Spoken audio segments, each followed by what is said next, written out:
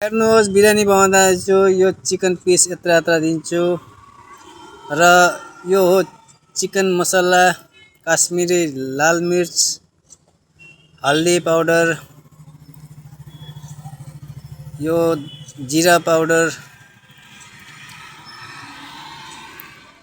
धनिया पाउडर कति कति हाल्दैछु तपाईहरु हेर्नुहोस्। र यो लाल मिर्च यो चाहिँ पिरो हुन्छ, पिरोको लागि चाहिँ हालेको छु यो।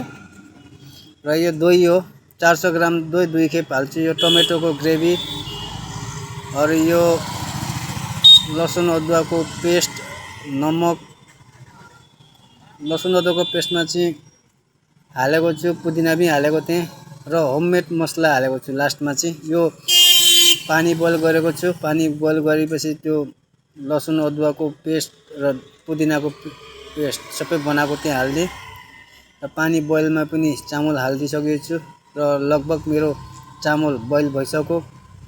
र यो मासु हन्डीमा छ, हन्डीमा भएकोमा माथिबाट प्याज फ्राई गरेको हालिदिएँ हाफ मात्रामा र हाफ बोइल गरेको चामल हालिदिएँ।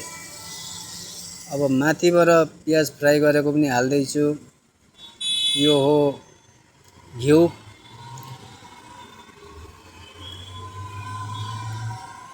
र यो कलर हालेँ अनि यो केवडा वाटर हालेँ र अब दम लाग्छ। दम चाहिँ चामल जति बोइल हुन्छ त्यो हिसाबको दम लाग्छ र चिकन पनि पाक्नु पर्यो, दोडे हिसाबले चामल बोइल गर्नु पर्यो, त्यो आफ्नो हिसाबको हुन्छ। र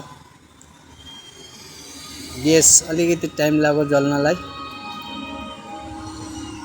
र ग्यास जलिसक्यो। लगभग मेरो बिरयानी, आजको बिरयानी यसरी सक्यो। नमस्ते।